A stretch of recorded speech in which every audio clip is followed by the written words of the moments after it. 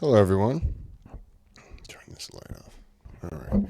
I have the windows open because it's kind of nice out, but I might have to shut them depending on how loud it is. I can hear kids playing. I don't like those damn kids. Stay inside on your video games. Don't get outside. It's too dangerous. I don't know about you, but when I was growing up, staying inside was like if I wanted to stay in and watch TV, my mom would just shut the TV off and say, "Go outside. Go outside and play. Be a kid." Now, when we moved to the area we're at, and when I was a freshman in high school, people were like, "Hey, let's we're gonna go for a walk." I'm like, "All right." Walked up and down, walked to the center part of town, and had to be the whole school felt like was walking around. You just people were walking everywhere, whole town, and this was like on a Tuesday night. People were just out walking, and you could see. I'm not even kidding you. If people weren't walking, they were driving. 100 people you would interact with every day. Now, and Friday and Saturday nights after a football game or just Friday, Saturday nights, it was crazier. And then you'd be walking past a group and they were like, "Hey, there's a party at so and so's house." And you're like, "Oh, seriously? What time?" Like 10 o'clock. Okay. Yeah, yeah. Are we invited? They didn't say anything about who wasn't. Okay, cool. We'll be there. Now, I can drive around this area at 8 o'clock at. No. I can drive around this area at 8 o'clock at night and not see a soul. And it is so different.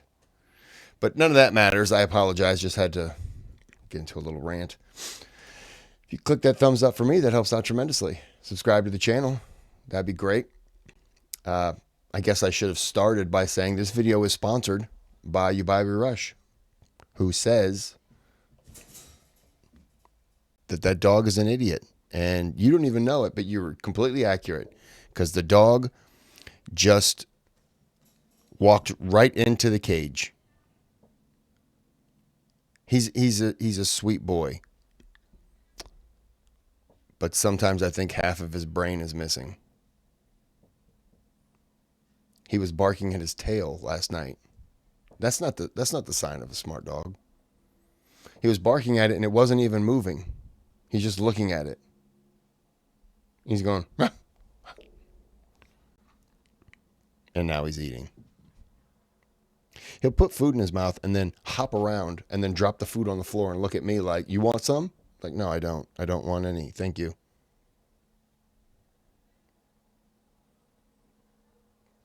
He's just so dumb. He's so dumb. That's the breed. I think he's just from a dumb breed. It's a Labrador. They're adorable dogs, right? He's stupid. He's a stupid dog. He's stupid. Okay. I won't do it for this one, but I'm gonna share on the next video if I remember. I had made a comment that he had passed some worms, and I'm gonna share that picture on the next video. Oh, it's not pretty. It looks like spaghetti and chili. Okay, we're gonna end that there. You can donate to the channel through the thanks button if you want to hear stuff like that, which I don't expect anyone to want to donate after that. You know the routine. I'm just going to shut up. This is not going to be a full video. I'm going to stop it somewhere around here. It's about an 18-minute video, so I'm going to stop it at the 18-minute mark. Oh, my foot's cramping up. Oh, my toes curling. Oh, it hurts. Oh.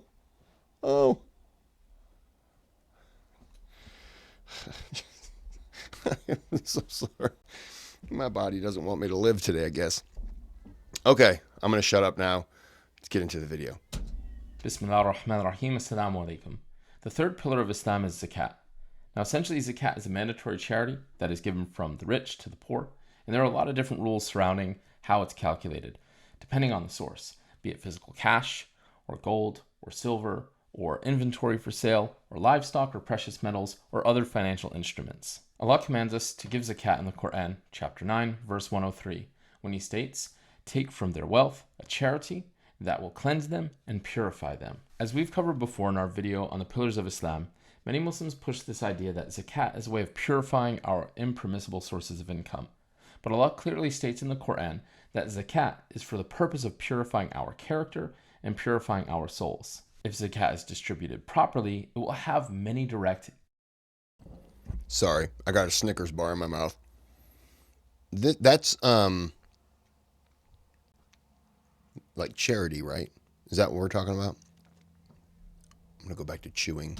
and indirect impacts on you as an individual, on your character, on your spirituality, and then again, towards the society that you live in. Zakat is a powerful tool in the development of the character of the human being, because as Muslims, we should be reflecting on all that Allah has blessed us with. And we should know that what we have is by the grace of God, and our gratitude for what Allah has granted us should cause us to want to give from that which what we have been given. While generosity in and of itself is a form of good character, it also develops a trust and reliance upon Allah, as we're able to give without fear of loss, and we're able to give knowing that the one who gave it to us in the first place can give it back to us many times over, be it in this life or in the next. So to be able to give is a testament to the level of faith that the individual has. And the more that one gives, the more that it develops their character and affirms their relationship with Allah. Zakat is a powerful tool for developing our character with the society around us, because the concept that we should give to the poor dictates that we should have a connection with the people who are less fortunate than us. You cannot have good character in a vacuum. It requires context. And our context is the society that we live in, and the friends, family, neighbors, and even the enemies that make up that society. In Islam, when we have a mandatory action that is not completed except by a specific means, then that means in and of itself becomes mandatory. If it is your responsibility to give to the poor, then it is mandatory upon you to know who to give it to. And how can you know who to give it to if you're not a part of that society in which those people live? Unfortunately, many Muslims have removed themselves from interacting with the society, hiding inside of their centers to the point where you hear some of them claim that they don't know anybody in need, despite the fact that if they were engaged in the society around them, they would realize that there are most certainly people in your neighborhood or on your street that are in need of assistance. There's a foolish idea held by many Muslims in America that there are no poor people here. So they send all of their money back home or to impoverished Muslim countries. Unfortunately, anybody that isn't locked up in some expatriate compound knows that not only are there poor people in America, but that a large portion of this country is struggling to get by. And I understand why people will send their money back home. I don't fault anyone for doing that. I completely understand. I look at it as a standpoint of you might be making more money in America as opposed to what your family makes in insert country. And because of that, you're going to send them the money. I hear a lot about stuff like that from Mexicans who will come to America, and they live off nothing pretty much, just enough to get by. And they send their money back to Mexico. And I understand why, because maybe your family's struggling, and in a way, you want to take care of your family over people you don't know. So I get hiccup. I get that. I understand that. many of those people who are struggling are also American Muslims. So the idea that you can't find anyone in need of your charity is just a symptom of how isolated and out of touch those communities have become. And it's sad that millions of dollars are sent overseas when Islam dictates that you take care of those who are in your vicinity before you go out of your village or your country or your state, never mind your country. And the idea that you don't know anybody who is poor would lead me to believe that you don't understand the purpose of zakat, or you're not looking hard enough. The fact that zakat should be given to the poor would necessitate that you actually know who those people are. And if you know that zakat is going to be required of you, then you should be seeking those people out throughout the year. Muslims have destroyed this very beautiful practice through the modernization of zakat with all of these nonprofit foundations where thousands of needy families in our localities are skipped over so that we can send funds to another country when it's mandatory for us to take care of those that are closest to us first. On top of that, zakat, when given to the needy, is supposed to be given to them to the extent that it takes care of them for the year.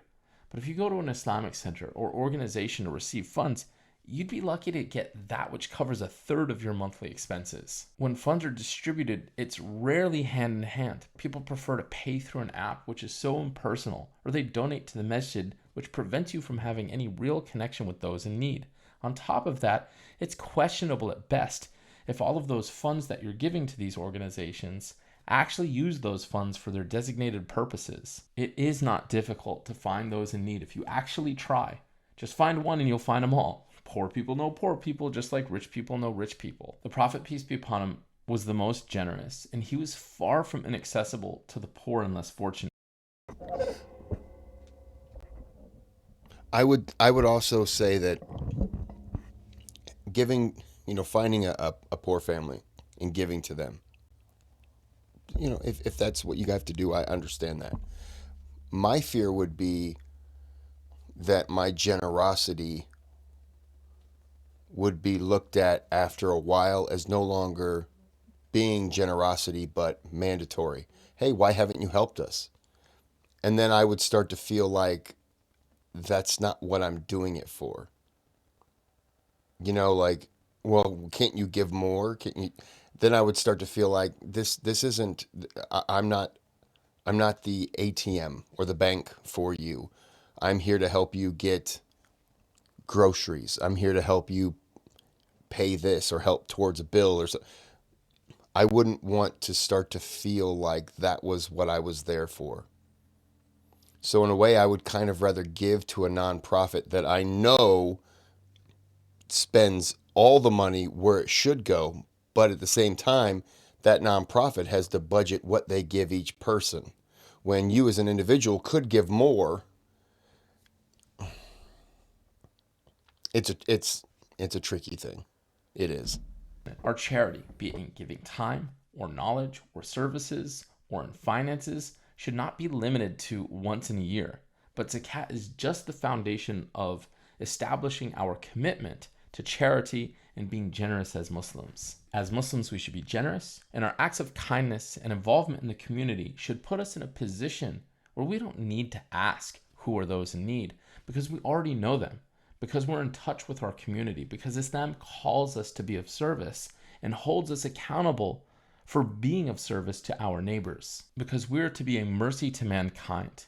We should have genuine concern for the welfare of the people that are around us. We are kind and we are generous because this is what Islam calls us to be, because this was the message of the Prophet Muhammad, peace be upon him. Giving zakat builds character, initially challenging you to part with something you value, which is your wealth. As your faith grows, however, it evolves into an act of desire, where you willingly share with others what Allah has provided you. This should develop the desire in the believer to not only give that which is mandatory, but to give that which is not, so that you develop the character trait of generosity. So no, zakat is not a method by which you purify your income that you made off of gambling or liquor sales or lottery tickets or usury or cheating and misleading other people. You don't right those wrongs through zakat. You right those wrongs through correcting them and seeking forgiveness and giving the rights back to the people whom you took them from. Zakat is not an expiatory action. Zakat has another purpose altogether, as we've outlined. So when it comes to zakat, we have to go over 4 things. Number 1 is who gives zakat.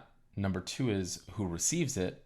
Number 3 is what are the types of wealth that zakat is paid on. And number 4 is how do you calculate what you owe in zakat. As for who gives zakat, there are 2 conditions. The first condition is that the individual must possess the necessary amount to qualify to give zakat. In Arabic, we refer to this as the nisab. In this video, we'll refer to this as the threshold amount. If you possess the threshold amount of the specified resource, then you've met one condition. The second condition is that you have to have possessed the threshold amount for the entire specified time. For some items, this requires holding the threshold amount for an entire lunar calendar year, which in Arabic we refer to as al-hawl. It is important to emphasize that al-hawl, or the calendar year, is in reference to the lunar or Islamic calendar year, which is about 10 days less than the Gregorian calendar. The nisab, or the threshold amount, will vary based on the commodity, but for most people, they're going to be dealing with currency, which is going to be calculated at the value of either gold or silver. Now, some commodities do not require a full calendar year of possession, but rather they are due once you possess that said commodity, such as crops at harvest time. In order for zakat to be mandatory, on the most basic level, you have to maintain a level of wealth above the specific threshold for a full lunar calendar year. Then you are to take a designated portion of that wealth and give it to those in need, so long as they meet certain criteria. For most people, their wealth is primarily in the form of currency, which is measured again against either gold or silver. Now, the threshold for gold is that one needs to hold at least 85 grams of gold, which as of today's recording is equivalent to $7,170. Additionally, this wealth must be held for a full lunar calendar year. So if you possessed $7,170 and you held that amount for a full lunar calendar year, then you would owe 2.5% of that in zakat, which would equate to $179.25. Nothing that would break the bank. Now, it's important to know That's not bad. 179.25 for the year. That's not bad.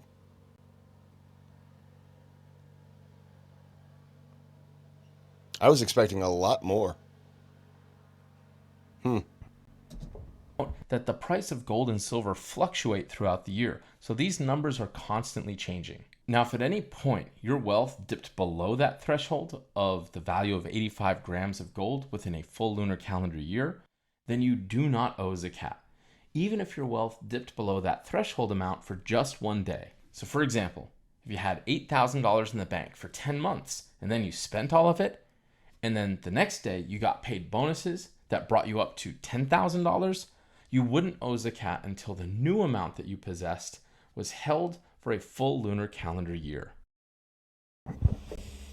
Okay. Anybody else picking up a little loophole? Having some people holding a lot of money and then transferring it and getting it back maybe a few weeks later, a month later. I see this happening. That gets them out of contributing. Yep, I see that. So if at any point your wealth dips below that threshold amount, your lunar calendar year for zakat stops, and it doesn't start again until you possess the threshold amount. And it is not owed unless you possess the threshold amount or more for a full lunar calendar year from the month that wealth passed the threshold amount. If you never possess the threshold amount, then you would never owe zakat. The threshold amount that makes one required to give zakat varies based on the type of wealth, and we'll go over that shortly. Now, with regards to who receives zakat, generally speaking, zakat is mandatory upon Muslims who have wealth and given to Muslims who do not.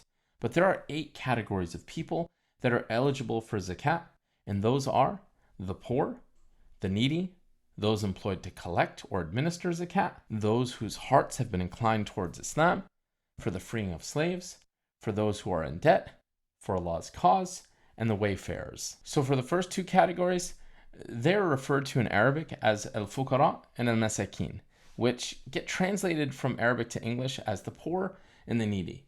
It may be more accurate to use the terms absolute poverty and relative poverty, but essentially we have 2 types of poor people. The scholars have described the first as those who do not have what suffices them for a full calendar year, and the second are those who don't have half of what suffices them for a full calendar year. In layman's terms, we're basically talking about people who are broke and people who are struggling to get by. And Allah knows that we have no shortage of either in our country. Both of these types of people qualify for zakat. So obviously anybody who's homeless or begging on the street to people whose fridge is empty and the house is cold because they can't afford to buy food or add oil to their tank. Again, this is one of the most frustrating things about the Muslim community, because if you're a convert, you know that a lot of the country falls into these 2 categories. And the vast majority of converts are not coming from families that set them up with a trust fund. And we have many inner city communities with brothers and sisters who are not well off. And while the Muslims like to brag about how successful they are in America and therefore would be required to pay zakat, unfortunately, many continue to act as if there are no poor people here and send their zakat overseas. The third category of zakat eligible recipients are those who are employed by the state or the ruler to administer zakat, and they are those who collect it, those who assign it, and those who distribute it. These are not people who assign themselves to collect zakat, either by starting their own nonprofit or individuals volunteering for organizations to collect and administer zakat. Rather, these are people that are assigned by the state and are paid for their work according to their efforts from the state out of the money collected for zakat. The fourth category are those whose hearts are inclined to Islam. Now, the majority of scholars have said that this means new Muslims that have recently accepted Islam to strengthen their faith and as a means of encouraging their peers to become Muslims as well. Now, some scholars have gone to the extent that this also includes those who have a fondness for Islam or the Muslims, and it is thought that by giving them zakat, it may help in bringing them closer to accepting Islam. I'm trying to do a video, sir. I gotta say, I don't know if I like the idea of giving somebody money for becoming a Muslim. Because I think then you could have somebody willing to join for all the wrong reasons. I don't know if I would like that one. I'm not a fan of giving money to people out on the street because I've seen so many scams of people who just spend a whole day raking in money and then go home, get in a nice car and drive to a decent home. Not everyone, but you see that once you encounter one scam, you look at them all as scams, and it's not fair. But yeah, I don't know if I would agree with giving money if I'm understanding it right. I'm sure I could be completely not understanding it right at all. So if I am, let me know. And this is specifically the case for individuals who hold power or influence among their people. But as with any category, we should first take care of those who are the obvious intended recipients before we look to secondary and tertiary interpretations for the recipients of zakat.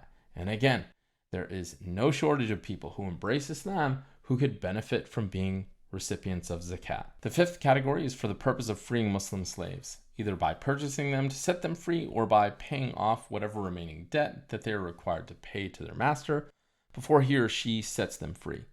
Some scholars have said that this category includes the freeing of Muslim prisoners of war, but otherwise this category is going to be obsolete for us in our context, so we're not going to focus on it. The sixth category is for those who are in debt. These are individuals who are in debt of their own accord. For example, this could be somebody who took out a loan, either to meet his or her own needs, or to purchase something that he or she needs that they didn't have money for. This could be money owed on payments for things such as rent, a car, an electric bill, or medical bills that the individual does not have the money to pay. This debt must be paid off from the zakat funds so long as the individual doesn't have any wealth that could be used to pay off the debt themselves. The seventh category is for those who are striving for Allah's cause. Some people try to make this category to mean everything and anything that is supportive of the religion or charitable, which is not correct. Because if you say that it means all of these alternative acts of goodness or charity, it nullifies the point of Allah limiting the recipients of zakat when Allah specified who they were.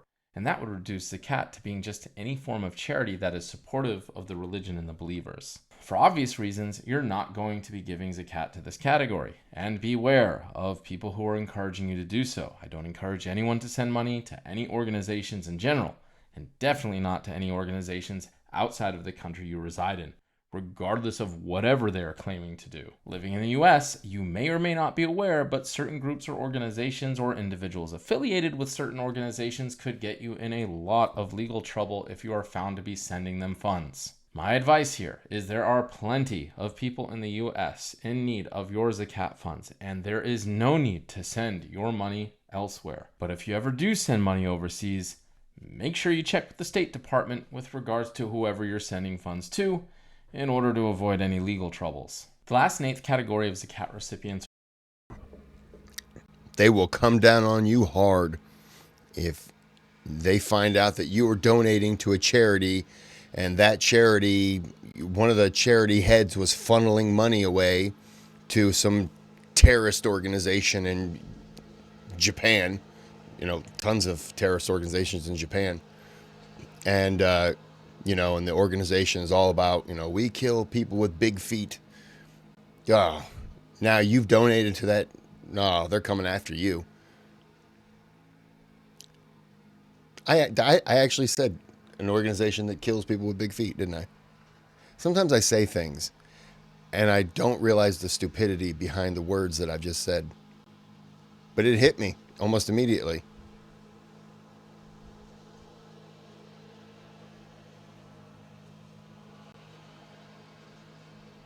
Are the wayfarers. These are travelers who are cut off from everything and have no money. An example would be somebody who is visiting from out of state or from another country and they lost their wallet or it was stolen and they have no access to money or cards to make purchases. This could be somebody who is just traveling cross country and ran out of cash and can't afford food or gas. Such a traveler may be given enough zakat to enable him to reach his destination, even if he or she is rich, because they are needed at that moment. Next, we want to talk about the types of wealth that zakat is paid on and how to calculate zakat. But before we do, one thing you have to understand before we move forward is that zakat is just another one of those areas where there are a lot of different opinions that start to emerge, especially as we talk about modern financial instruments. We'll have an entire video explaining why there are so many different opinions in Islam. But for now, what you have to understand with regards to zakat is the following. Whenever you have a situation where you want to know the Islamic ruling for that situation, and that situation doesn't have a precedence where there is an exact replica for that situation during the time of the Prophet, peace be upon him, you are almost certain to have differences of opinion on how to interact with that situation. So for example, if we have gold, you know how to pay zakat on gold because the Prophet, peace be upon him, explicitly explained how to do so. But since that time, there are many new financial instruments and situations that didn't exist, such as fiat currencies or with regards to stocks, bonds, ETFs, IRAs, indexes, mutual funds, 401ks, etc. So what happens is scholars use the evidence from the Quran and the Sunnah and look at the most relatable situations from the time of the Prophet, peace be upon him, to see how they can apply those rulings to similar situations that we deal with in our current time. You mean the Quran doesn't cover anything about Bitcoin? I think you're lying, my friend. There's a whole chapter dedicated to it. And because to some extent there is personal perspective involved when looking at these issues, you're bound to find differences of opinion. My point here is to say this: do not overly concern yourself with these differences of opinion at such an early stage in your Islam. If for some reason you were to get it wrong because you followed something your teacher taught you, the blame is going to be on them. Your job is to seek information from those that are knowledgeable. It's the job of those that are knowledgeable to tell you the correct information or to say that they don't know so that you can find someone who does. Now, there are many categories of items that you pay zakat on, such as gold, silver, inventory for sale, certain crops, certain livestock, buried treasure, and many of these categories have subcategories. We're going to focus on the ones that are most relevant that the average person is going to need to pay zakat on. There are certainly cool categories like camels and buried treasure, but because there are only 3,000 camels in the US and they are most likely not owned by any of you, and the likelihood that you found Blackbeard's treasure buried in your backyard is not very good, we're not going to go into the details of how you calculate zakat for the rare occasion that you happen to possess these items. The first We're going to go and stop it there at the 18-minute mark. Basically, what he's saying is the Count of Monte Cristo is in a world of hurt because he did not pay anything for all the treasure he found. I will say this, and I didn't comment on it. I will say I do like that there was an offer to buy slaves.